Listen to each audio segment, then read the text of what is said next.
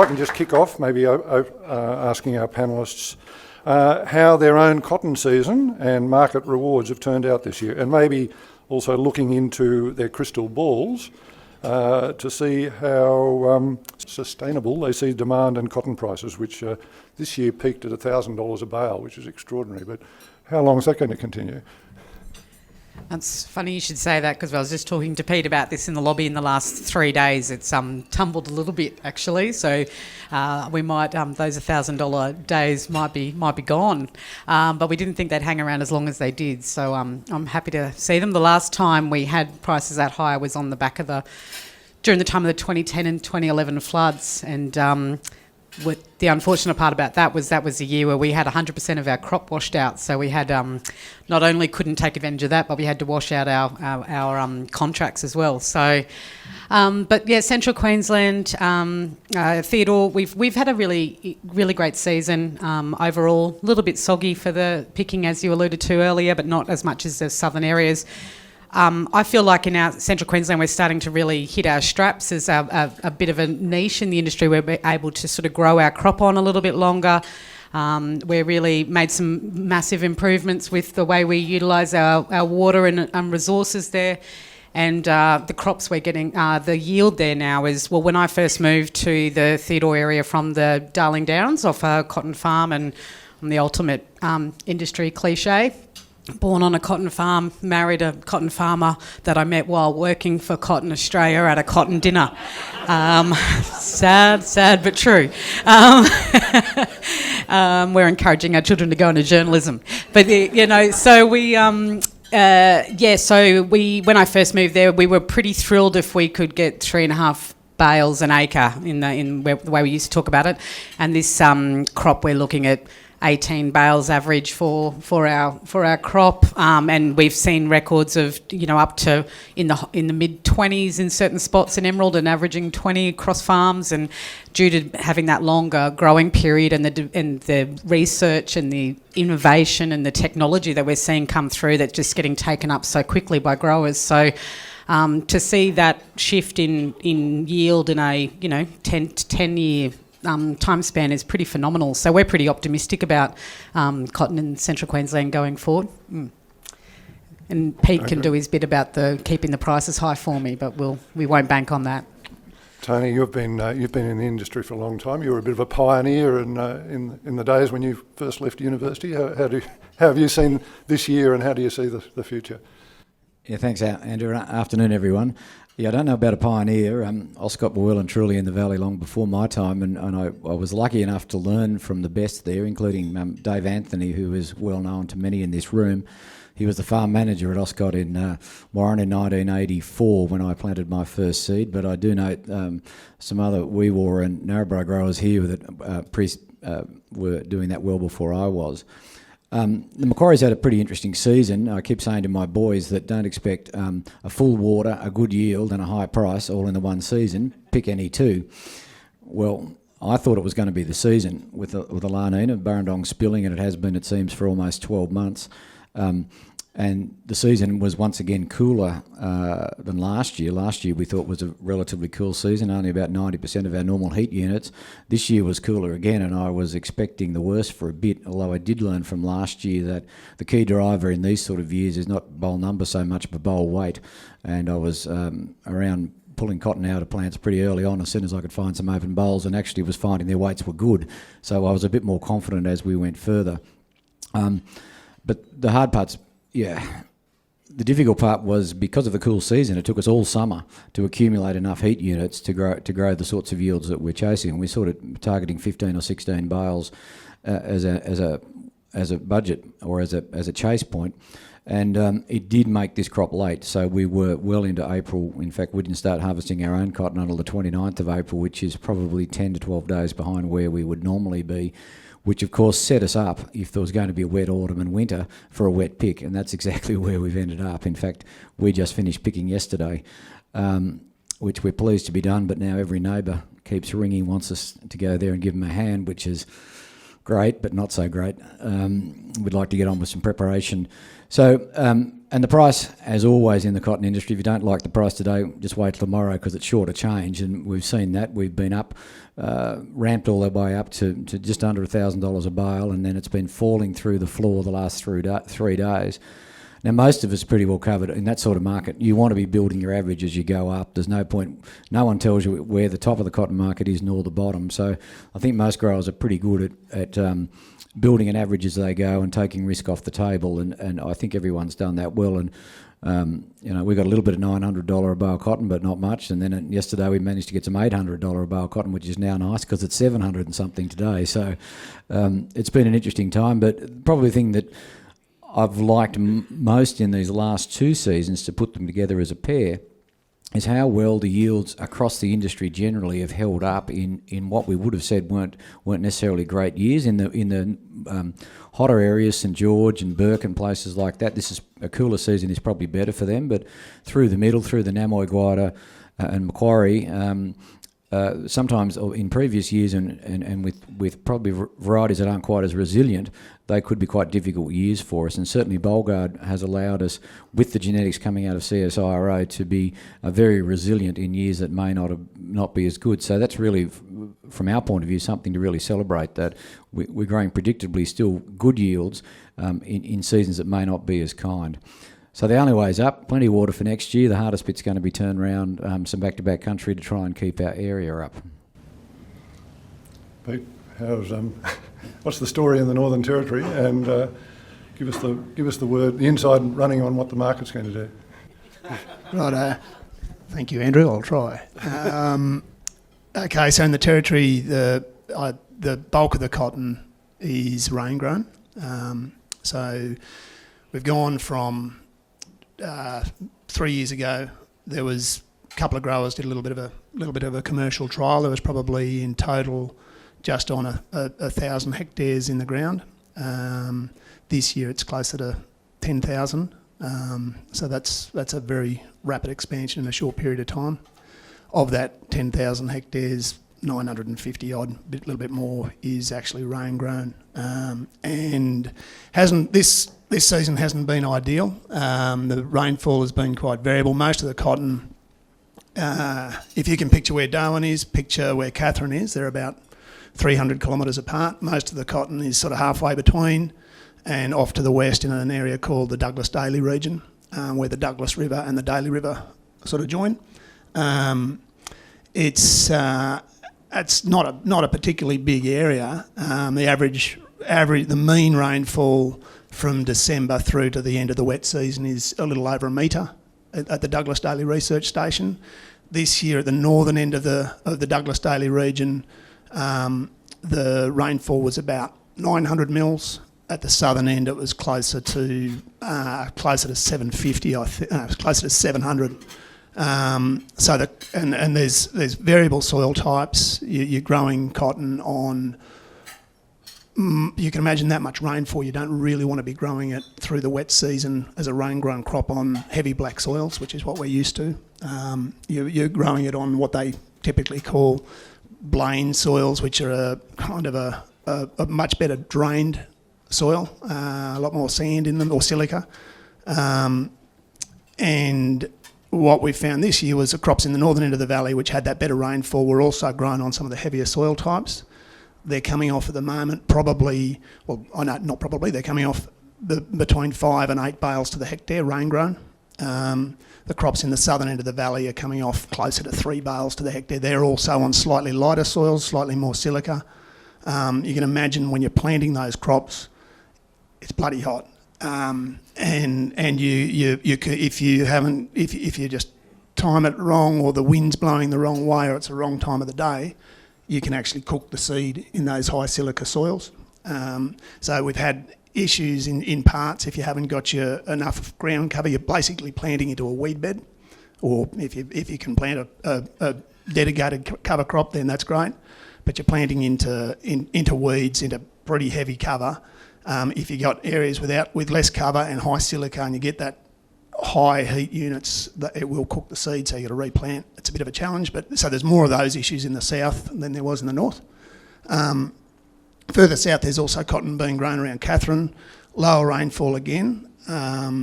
They would normally average about 650, 700 mils around Katherine. I think that same sort of growing period, that December through, and it's been close to 350 to 400 mils there. So the results this year, closer to the further south you go, the results aren't that spectacular, but further north you go, they really are. Like 5 to 8 bales in a rain-grown situation is awesome, and just to see.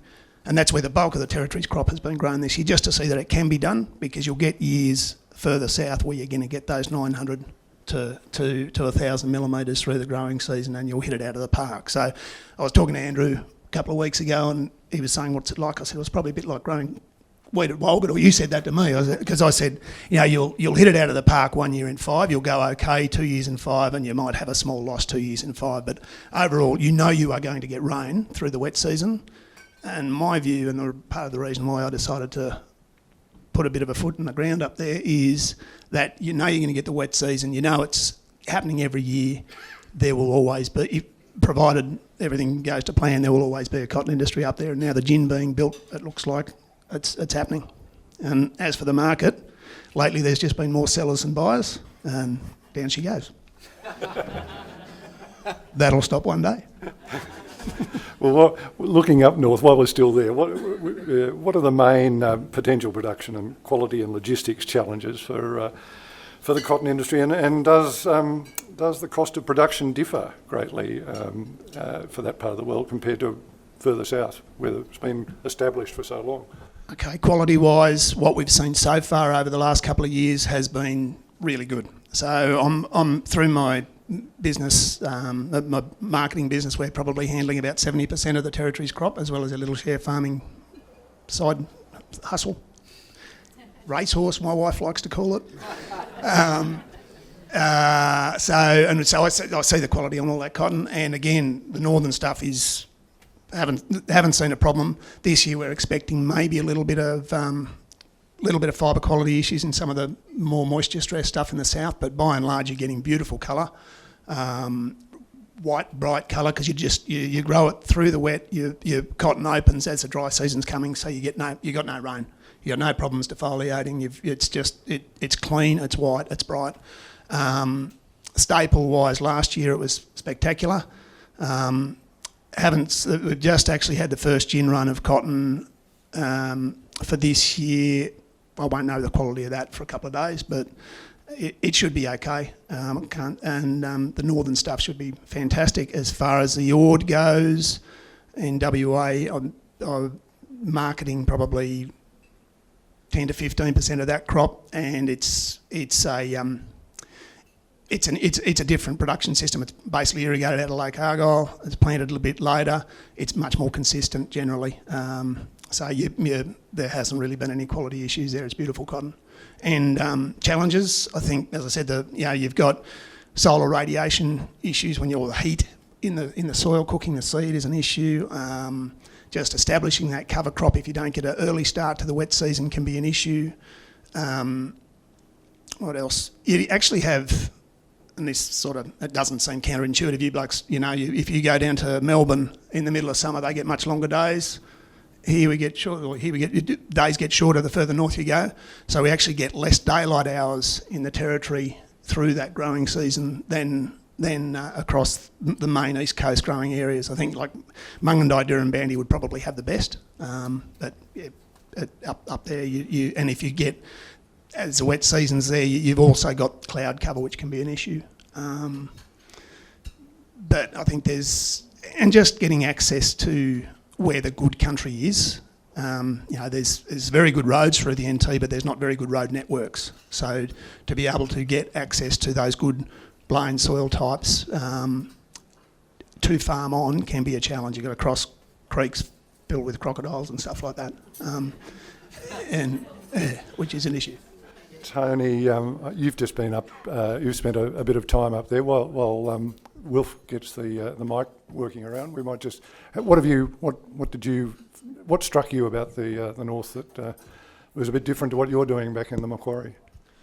Well, you know, it's the old territory. There's a couple of stories about the territory, isn't there? NT stands for not today, not tomorrow, not Tuesday, and not Thursday.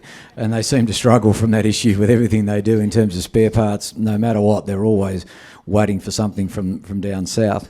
The other part of it is everyone talks about the north, but it's not till you start driving around it you realise how big it is.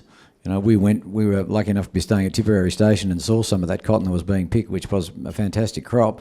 Then we went further south to where another family's doing some work at a place called Scotts Creek. Went down to Catherine and then across towards Kununurra, and that was just to see how the neighbour was going, and that was 350 k's each way. So, but the other big thing they've got, you know, always is in the territory or in isolated places, it's freight both ways, and that's their big killer. And the amount of nutrient they need, because those soils are pretty depleted, as Pete said, there's big challenges just getting stuff in and out. The game changer is going to be this gin, although I think they're going to fill it quicker than they realise. But the big plus for all of the cattle operations up there is cotton seed, and it's going to be worth a lot of money coming out of that gin, because they really need that protein both in the dry season and in the wet, and that will be a game changer. And I suspect there's almost going to be cattle places up there growing cotton just to get their own seed. That's what it will come to, and that's something completely different for us, where gin's sort of a byproduct. Where up there, seed's is basically a byproduct of the gin. Where up there, it's going to be a major player in their economics, and it will save them that freight from the south for all of those cattle guys. So there is a good fit on stations that do both.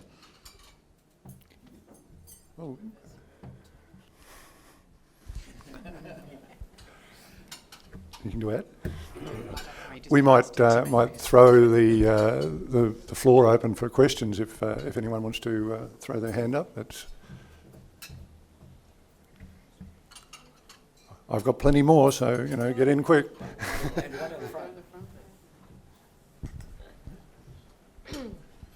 Hi, I'm Christina Hermanson, Managing Director of FMC in Australia, New Zealand, and ASEAN. Great to be here, and wonderful to hear you. For me, obviously, cotton is a huge outstander in innovation, and I'm sure Cotton Australia, as a strong industry body, plays a big role in that. I'd love to hear from you. What are your great wishes for continuous innovation? Where would you like to see the investment? I guess that's where your greatest pain points. But also, as an industry that's done so well, what's your advice for your cousins in Broadacre who've got a big responsibility now with the food security issues around the world? I think, Fleur, you first. Thanks, Christine. I thought it was a Cotton Australia question too. Look, first part of the question about the innovation and where we want to see that from my perspective and from an industry perspective, I think cotton, the thing that's always struck me about the industry, and I guess why I stayed in the industry, was its ability, the innovation that's already innate in the personality and the DNA of the industry. Our growers uptake technology at a rate faster than any other in our country in the world, and as far as farming goes. And so that's a really exciting thing to be a part of. What that looks like going forward, I think we're seeing a lot of great investment in some of the, IoT and water monitoring and all those sorts of things that we're doing. I think there's our carbon and work in that space, and climate will also be something that I see, the next challenge for us as an industry, about how we do monitor that and evaluate that and put the systems around that, and technology will obviously play a part in that. And then, right through our industry, even the way that we're engaging with our community and the way we're telling our story a little bit better. I mean, you see the VR goggles here today. I mean, that's an initiative of, if we can't get everybody onto a farm and get them to see for themselves how great it is, we know that when a lot of people don't know a lot about the industry and have, loosely formed views about our industry. And we know as soon as we get their boots on a farm and they get to see and touch and feel and meet the growers, that they really enjoy that experience and a converse, I guess, for the industry. So things like that, technology is even going to help in that space. But certainly I'm not too... I'm excited about where it could... to think about where we might be in 10 years is almost an impossible question, because where I think we are, we end up being there in 3 or 4 years' time anyway, and then you've got to recast it. The second part of your question, Christina, was about... How do you give advice to broadening? Oh, yeah. Yeah. Well, look, it's really I get asked that question a lot about what other industries can learn from the cotton industry, and I think that's really hard because every industry is so unique in its culture, its makeup, its history of how it got to where it is. Cotton's got a pretty unique story to get to where we are now. We're a relatively young industry compared to a lot of others. We were in a geographical belt down the eastern coast. We all produce the same commodity and work collaboratively in that regard. If Tony's having doing a good deal, that doesn't make my deal any worse. We share in our successes in that. And I also think that as an industry, we have built a great infrastructure around the governance of it. Cotton Australia's story and about how we've connected the supply chain up and we all work collaboratively as a culture is something. For other industries, I guess it depends on where they want to go and what they want to do. But for me, I think the success story for the cotton industry is our collaboration and the way we've been able to work up and down that supply chain for one vision and one goal. Yeah. Tony, you're a grain grower. What as well? How do you reply to that? At the risk of alienating my grain growing friends, including myself.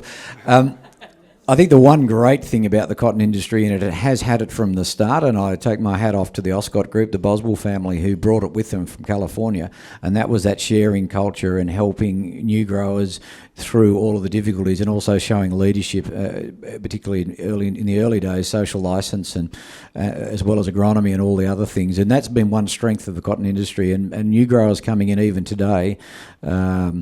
In fact, I'll quote my friend Tim Watson from Hillston, who was a vegetable grower, came into the cotton industry and asking people what to do.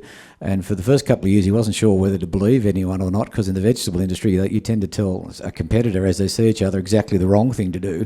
And Tim couldn't quite fathom why all these cotton growers were helping each other and giving the correct information. So I think that's a big pat on the back for the cotton industry, and it's been that way for as long as I've been in it, and I think it's continuing. And Cotton Australia, but also the Cotton Conference in 4 weeks' time or so on the Gold Coast. There'll be 3,000 of us up there sharing information and having a quiet drink and sharing more information. But I think that's been a key part of the cotton culture, has been that welcoming new growers and helping them into new areas and helping deal with some of the issues they run into. In terms of what we want to see down the track, though, the one thing we must keep in mind that it's really only science that's keeping this industry ticking along. We battled hard with heliothis and insecticides all through the 80s, 90s and early 2000s. And until InGuard, then BollGuard 3 came along, and secondly, Roundup Ready, which got rid of the chippers for us, which was probably a bad thing for the local towns, but it was one more thing you didn't have to worry about, having 100 bodies running around on your farm every day.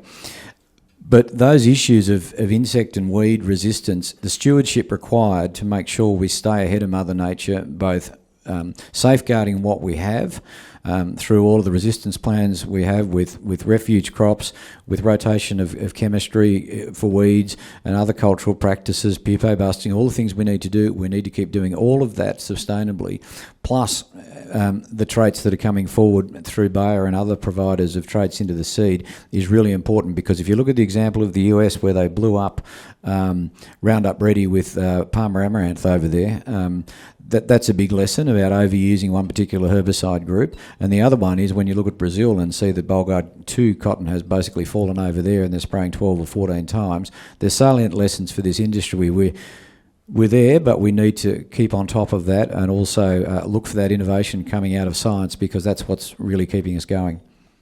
I think we've got a question over here, is that right? Good day, guys. Shay from Ecom Cotton here. This question to the panel, but mostly to Pete, due to your market expertise.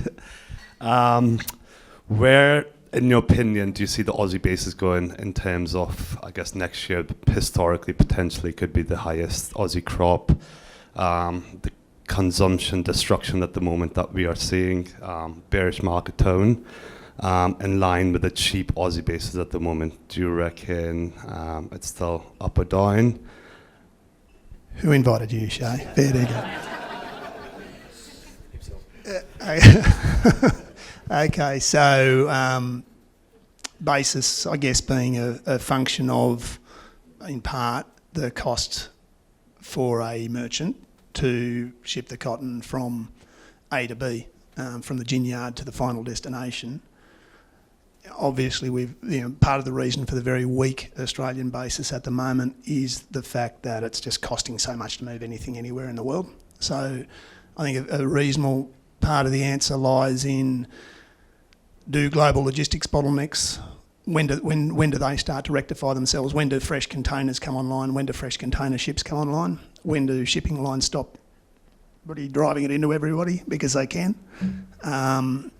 That's a big part of the answer to that one, and I don't think anyone knows that. Global economy, and it is also, that's dictated by just global macroeconomic sentiment, which is at the moment, as everyone is well aware, you all read the papers, just it's all teetering. So that's then consumption-wise, we're currently faced with an interesting dilemma. We've got the inflationary story, which we're all well aware of again. Then there's also talk about recession potentially if we put the brakes on too hard. What does that do to the average consumer who's just spent $150,000 on a new Land Cruiser? The average consumer, and interest rate and their financing costs have gone from 3.5% to 7%, and all of a sudden they've got to cut down somewhere. So I think that my gut feel personally is global consumption has to drop for cotton. Cotton's a discretionary product. It's what happens with global production. Who knows? We've got there's weather impacts as well as political impacts there. Australia, we're looking at another big crop, but as Tony said, we've got to turn the country round. That's going to be that's the biggest challenge this year, is turning the country around and getting it back into cotton if that's what we want to be doing. So does that limit us to another 5.5 million bales, or can we've got enough soil moisture, enough water to grow 6.5 million bales probably, but we've got to get the country ready. And as you pointed out, Tony, earlier on, like if you're trying to put cotton into country that's not properly ready, your yields aren't going to be there, so that's going to impact the outcome as well. My main point to your question, Shay, is the logistics issue. That's got to solve itself. I think we've got another one from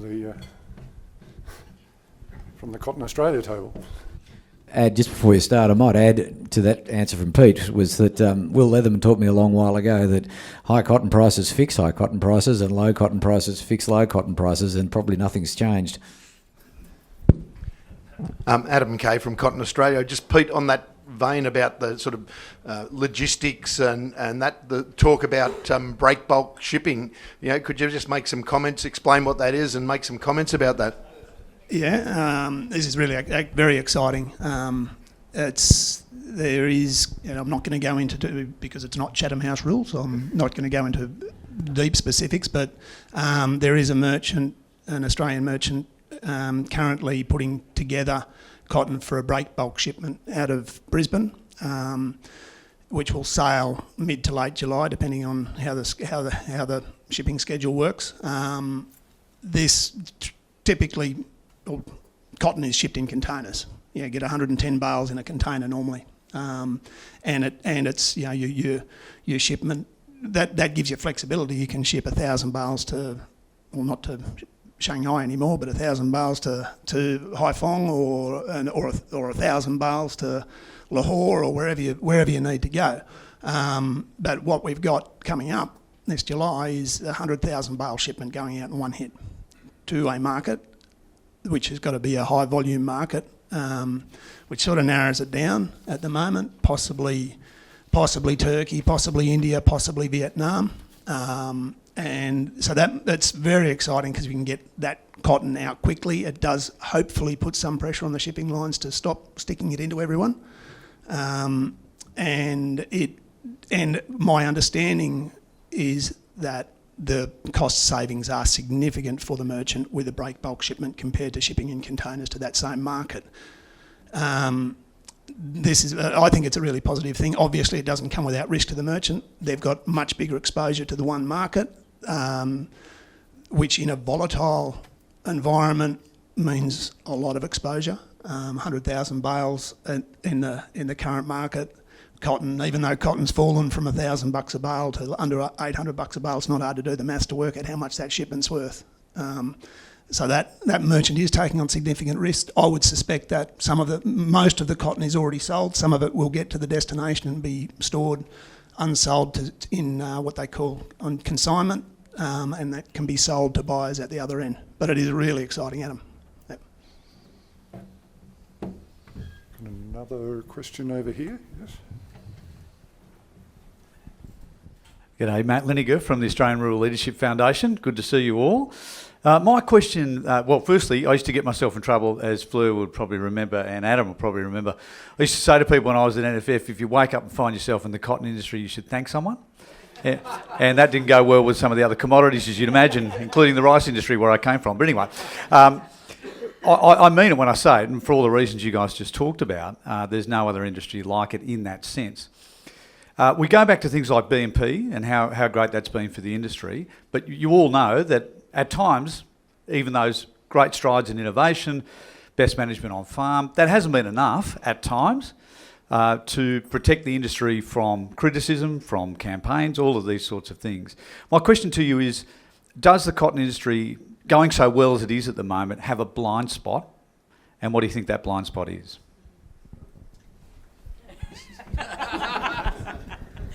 Yeah, it's a great question. At the 2018 Cotton Conference, actually, I chaired that conference, and in my opening speech I said that the thing we've all got to be really careful of is complacency in our industry. That's actually our biggest risk and our biggest threat, I believe, to the cotton industry is complacency. However, there's a lot of nice little shocks and punches from left and right that knock you out of that complacency pretty quickly, which we've seen in the media, particularly over the last couple of years, which I think is something that has, it keeps us spurring on and keeps us striving along and making sure that we are walking the talk, and that we are, I guess, looking over the horizon at what the next challenge is going to be. And as far as blind spots, well, if I knew what they were specifically, I'd be in a good place. But I think probably what I would say is that there absolutely is blind spots for every industry, and cotton is not immune to that. And I think that our complacency does leave us vulnerable to if we fall into that trap with some blind spots. For me, I think that the way we communicate our story, I think, is probably has been shown to be a blind spot for us. We're used to talking in rooms, probably as a lot of industries do. We talk to the converted or talk to people that already know us and love us, and trying to get that message out in the broader is something that we've found was hard to do, and has been a trick for a lot of agriculture, I think. But I think some of the initiatives that we've had, like our getting the open house event, getting the fashion industry engaged and onto the end user, has become very interested in cotton. And I think that's something we've known about in food for some time, but it's really kind of hit the fibre part of agriculture as well now. So that end user's interest has opened up a lot of blind spots, I think, because we haven't looked at our industry from that perspective in a deep way before. So that's been an interesting journey over the last couple of years. So for me, it's about trying to understand this new audience that we're communicating to, and getting our story in a language that they can understand and get a hold of. We're used to talking to farmers, to scientists, to fellow people in ag, and it's a whole new ball game when you're trying to get out to the mass market. Oh, look, I agree with everything that Fleur said there, but particularly social licence. I mean, that's the thing, and that's not from lack of trying, from Cotton Australia, cotton growers in local communities, all that sort of stuff. But we seem to be a reasonably easy potshot for the media for anything that goes wrong. And as hard as we might try to do things well, people do slip up sometimes. And I guess this provenance story, though, that Claire was talking about, I think is a big thing coming, because if we can get the details of through a QR code that now everybody's learnt how to use on a swing tag, that it comes back and says it's Fleur's cotton, out of Theodore, and it was ginned in this such and such gin and spun here, and no child labour was used, and all of that good ESG, environmental, social and governance stuff flows through, that people will be more confident of what they're buying is, or what they're paying is actually fair value for what they're buying. And I think that will help our story, and I think that's where we're going to. Now, I hope that doesn't open up questions that we also weren't aware of as we go, but the people that are doing that, and Cotton Australia's involved with some, and we've got one particular farm doing some at Moree too of their own, which looks, they can track it right from the farm through.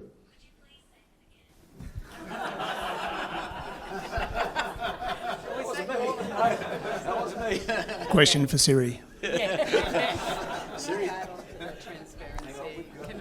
Can I just add on to that about the traceability point that Tony brought up, which is a really, we can currently track a bale of cotton back to the farm level. We do have that, ability in place, or to a regional level. And we do have, I guess, some of those programs in place. But I see that where Christina's question about technology, that's probably the one area where the technology is really going to help us to make that process even, take it to the next level, so that traceability is easily accessible, it's available, via the QR codes and things like that. I think that's something that's going to, and again, help with that blind spot about our story and our social licence. Hi, I just Kerry McKenzie from Haynes, which is probably more known as Bonds in Australia. I just want to build on that point too, because we actually use a lot of Aussie cotton, and one of the things, I think you're right in that you talk a lot to farmers and scientists, but as a brand, I think you undervalue what Australian cotton is, like the reputation globally for a quality product. I know from a manufacturing point of view and other brands, the market thinks very highly of Australian cotton in terms of quality, but also when you start talking traceability, it's a really important issue at the moment. I know our government's moving towards things like that as well, but from a brand point of view, it's really important from a consumer. They're looking for transparency. So Australian cotton really, it almost leads the way there. You have a lot of choice of cottons you can use, but our sustainability goals are really important from a corporate point of view. So I think it's how do you also make sure that part of the marketing, that messaging is out there. I know sometimes with us we're preaching to the converted. We love it in our business, and Bonds has got a big Australian heritage. But I think don't underestimate whether it's a manufacturing base or brands actually think of it as well. So that was just my comment, feedback there.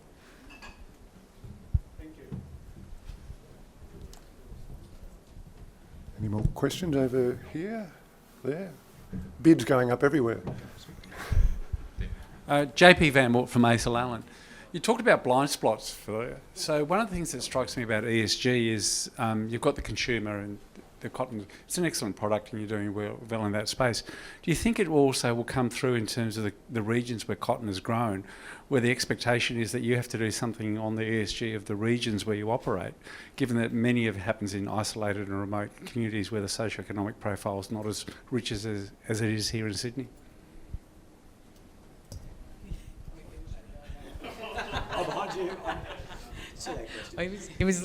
That was a stitch up. No, it wasn't at all. No, it wasn't a stitch up. It was a very good question. Look, I think that's a really interesting point. I think as a grower, when we're looking at our contribution to the community and what part we play in the social fabric of our communities, it's quite clear at a regional level. In our communities, when you go to, Trangie and Theodore, you can go into the main street and the main street businesses, the junior footy club, all those sorts of things. They're very aware of the interconnectedness between the industry and each and every business, and the numbers at the school and on the bus run and all those sorts of things about employment. And so when the industry is going well, you can see that, and when it's not, you can see that as well. So in terms of that community connectedness at a regional level, we see that and we understand that cotton plays a big part in that community fabric. When you lift up a level to sort of ESG and start to look at how you quantify that, how do you deal in some of the remote community, some of those social, socio-economic issues and things that you've dealt with. I don't think that's something that, that's probably the next chapter of that, but I think that the industry can clearly demonstrate its economic input and its social input into the communities that it lives in. Yeah, I think there's a link we probably had that we're starting to lose or have lost more, though, in that capital, as it does around the world, is replacing labour, and that's happened on farms too. So when we go back 20 years, our cotton harvest crew was probably 12 people, and 10 of those, 8 of those would have been casuals, from the local towns that came back most years. Same with our chipping crew. We might have 100, half of them being locals coming out onto the farm, and they had some sort of ownership of the crop. They'd been on the farm during the crop's growth. Well, now with Roundup Ready, we barely use a chipper. We pick double the amount of cotton per day now with 3 people in a picking crew, and they're all permanent staff. So that bit of a link that we had in what I'm going to call the bad old days, we probably linked better to the towns, and also the supermarkets and the hotels and the caravan parks and everything were all very thankful for the amount of itinerant and backpacker and such labour that came in. And as we've gone forward, those numbers have been reduced. So the actual connectivity of the farm with the town economy has stretched some from where we were, and I guess that's probably something in a way been great for cotton growers, but maybe not as great for our communities. Yeah, my counter argument to that, Tony, is whilst I agree we don't have the labour volumes, I think that we're seeing the shift of where that labour content's gone. In our town, I live in a town of 400 people, and I can guarantee 15 years ago there wasn't 2 IT guys living in town. Or engineer qualified people living in town that have a business and a career that they can have in the Dawson Valley, but now there is. So I like to think, I hope that that's shifting across into new roles and industries that support our production. We've got two more questions, I think. Maybe 3. David Boyd, I'm a has-been. Interesting, I think there's almost an elephant in the room that has not had a single mention. That's a thing called water, which, is most of our crop. The quality of it, of course, is the fact that most of it is irrigated. I could talk to you for half an hour about what a fantastic industry this is. I came to it from the wool industry in mid-career, and I thought these people are obsessed with forward selling, and they don't really know how to market things like we guys in the pastoral houses do. And I was on a very steep learning curve, and I learned a lot about pricing and forward selling and volatility. And one little story was that somebody said to me one day, the problem we've got in the wool industry is this: we need a nice stable market like cotton. And I said, stable?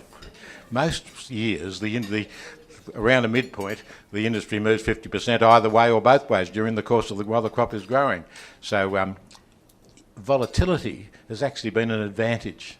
It's allowed processors to buy on the bottoms, it's allowed producers to sell on the tops, and all those lovely speculators, those funds in America, to take up the differences. So it's a magnificent marketing system. And wool industry is a tiny industry in global terms. Cotton industry is a huge industry, and I would make the claim that by whatever criteria you like to nominate, the Australian cotton industry is the best industry in the world.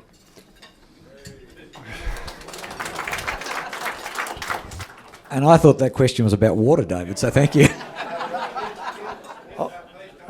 As they say on Q&A, I'll take that as a comment. So we've got one more. Hello, thank you. My name is Stefan Meyer. I work for a company called StoneX for the last 13 years. Beautiful presentations today. Thank you very much. My question today is, you guys have done an amazing job in the cotton industry in building processing facilities for separating raw cotton bales into seed and lint.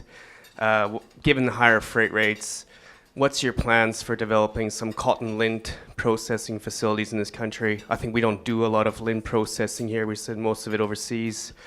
I think the next step logically for you guys is, it's amazing we got bonds here today. I think that's fantastic. I just would like to know what's the plan with cotton? How do we get more and domestic processing capacity from the cotton people? Thank you.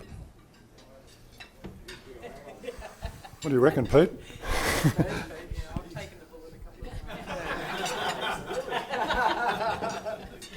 Thank you, Stefan.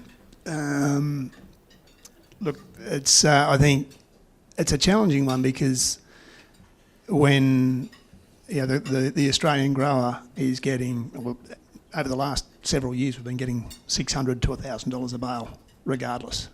Even though we do have logistics issues, we do have problems. It's not really a pain point for the industry. And I guess there is no spinning expertise in the country really as well, and that's a big challenge. There was Leading Textiles who were spinning down in Melbourne. I don't even know if they're still doing any at the moment, but you need that expertise. Probably needs to get to the point where it's economically viable enough to bring the expertise in and to bring the equipment in, and I don't know when that happens. So I don't know the answer. I don't know that anyone does. But if it's feasible, then sure, it'd be great. And I think, Stefan, it goes to that provenance story. It would be nice to have Australian cotton ginned in Australia, grown in Australia, ginned in Australia, spun and made into a garment in Australia and hanging, with an Australian-made tag on it. But I think the next best thing this provenance story gives us, if we can export it and still get it back as Australian cotton, and you can look at the swing tag and know that it is 100% Australian cotton, at least we're half the way there. And I guess at some point that might make a big enough margin. The consumer, though, is a hard judge. They want all those things, but they just don't want to pay for it, do they? Yeah, I'm the eternal optimist, and I really like to think that with the advances in technology that we have at the moment, if we can do something about the energy costs in this country, and if we can, I think we're getting closer to having a viable spinning industry return to Australia. It wasn't actually that long ago that it left. I'm sure those skills can be acquired again. We receive inquiries at Cotton Australia every day from brands wanting to understand how they can get their hands on Australian cotton and navigate this crazy supply chain. There's a lot of hands that touch a garment and a lot of steps to go through in that supply chain, and we try our best to help people navigate through that. But the inquiry volume's there. I think the interest is there. We've just a little bit like a gin in the North Australia. We just got to wait for those stars just need to line up perfectly. But I'm a bit of an optimist. I like to think that I'll see it come back before, I don't know. I was going to say before. Well, it was just before. Yeah, before that time, before I'm Pete's age. One more question. Sam Hole from Syngenta. Fleur, I know you got a flight back to Brisbane and then Rockhampton and then a drive. And Sydney Airport Friday afternoon, last day of school, shouldn't be a problem. So I might just tell a story first. No, sorry, I won't. Actually, my question, is to Tony. Now you've had 3 days in the role, maybe 2. Should be well versed for this. We probably have, and arguably I can see this working for a multinational, some of the best germplasm in the world, and some of the best quality we've heard from Haynes and Bonds in the world, and some of the highest yields Fleur was bragging about in the world. And from what we see, the price of seed to growers is actually cheaper than big established markets like the US and Brazil. How do you manage to maintain the monopoly, if you like, that CSD has, and prove to farmers that they're getting this platform that no other farmer in the world that they would be enviable of if they knew they had it? How do you manage that, Mr. Chair? Thank you for that curveball, Sam. Look, I think this industry was set up by some very good people with a lot of foresight, and so a very quick history of CSD. Was formed in about 1967 as part of or an offshoot from the Namoy Cotton Cooperative. It was their seed committee. Our dear friend Mr. Frank Hadley was the first chairman. We had him at a dinner the other night at CSD. There's only been 4 chairmen till me in the 50 years of CSD. It is a company controlled by the members, which are mainly growers. So it's acted holding the whole of the breeding for Australia in trust for the industry largely. And we've been very lucky that, I'm not going to say lucky, it was very smart of those people in the early days to get involved in the CSIRO breeding program that first started in the Ord in about 1973 and then moved down to Mile Vale between Narrabri and Weewaw. Now, it's become a very long-running partnership of over 50 years of CSD and CSIRO working together, bringing over 103 varieties to the Australian cotton grower in that period. Now, what that has meant is that we've got not only the highest yielding varieties around the world, and I'll take a point, it is the premium cotton breeding program in the world, and I think everyone around the world would like access to it if they could.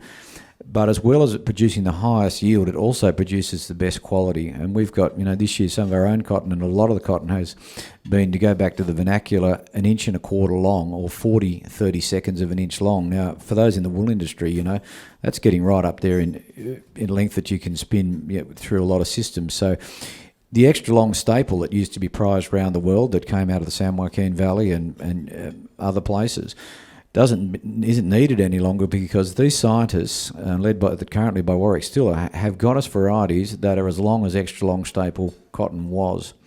Now, that's an amazing plant breeding effort, and all of that has come to the growers at, yes, less than half of what it would cost to have the same technology around the world in other places, but at the same time you are getting world-leading both genetics and traits, because the third part of that stool is the Bayer, or formerly Monsanto traits. So nearly all of the cotton that's grown in Australia is GMO, so virtually no insecticides, and it's also Roundup Ready. So there are 3 genes for insect control in those varieties, and at this point one Roundup Ready gene, which has taken away all the need for insecticides basically, except for some minor sucking pests, which still, the culmination of all of that is something that's giving the growers an absolute advantage around the world from their competitors, and that is both yield and quality in the same package. So that partnership, and particularly the great work of CSIRO, has got us to a point where no matter what the markets do, we'll be able to sell an Australian crop regardless, and generally at very good prices. So it's really underpinned what's happened in this whole industry over those 50 years, and we celebrated that partnership with the CSIRO last year, and I think it's been one of the unsung heroes of the whole industry.